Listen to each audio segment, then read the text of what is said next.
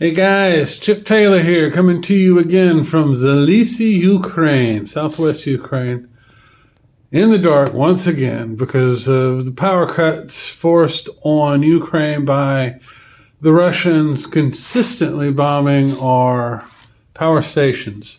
And one of the things one of my friends posted about this today, when they talk about that the Russians are hitting thermal stations, thermal power stations. What that means is it's not just a power station, it is where the steam is produced to heat the homes, especially in the cities. Usually these regional areas, these villages have either gas heat or wood heat, sometimes electrical, but usually gas or wood.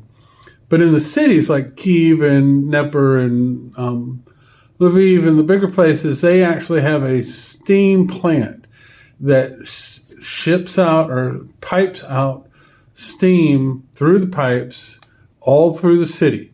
So that when one of those stations is hit, not only does it knock out the electrical, it knocks out the water, and it knocks out the heat, the steam.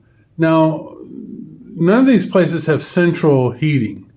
They all have these little thermal plants that run pipes all through the city, all through the infrastructure of the city, into the apartment buildings and some of the homes, and that's where you get your heat from.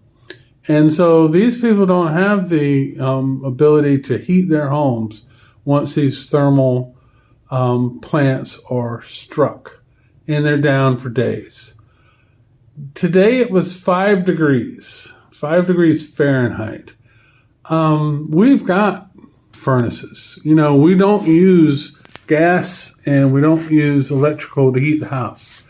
And that was a conscious decision that I made. Actually, we started this down in Melitopol back in 2014, that we understood that we could lose the gas. That was one of the first times Russia actually just shut the gas off. And so when we got up here to Zalisi, there was a gas radiator in this rehab, a gas heat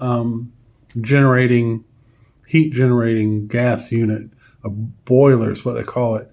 And that's what produced the steam to heat this entire rehab. First thing I did was pull that out. And because it put us at the mercy of the Russians not cutting the gas off. So I pulled all the radiators out, pulled all the piping out, and we just rely in this rehab on three wood stoves, wood furnaces. I've got a big one here in the shop.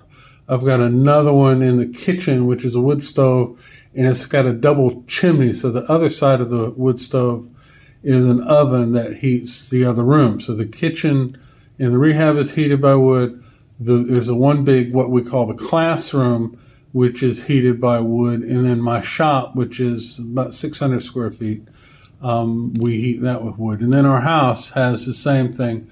We heat one of the bedrooms with a wood furnace, and then it's again a double chimney. So the other side of it heats what's our living room. But most Ukrainians in the cities, they don't have any of this. They lose the electrical, so they can't run an electric heater. You're not going to have a generator in your apartment. And then it shuts off the steam, so you got no electrical, you got no steam heat, and you got no water, no plumbing. And it's one thing to lose this. In the States, you lose electricity for a week, maybe 2 weeks due to a hurricane. Tornadoes might knock the power lines down for a few days. Everybody's raising hell about that.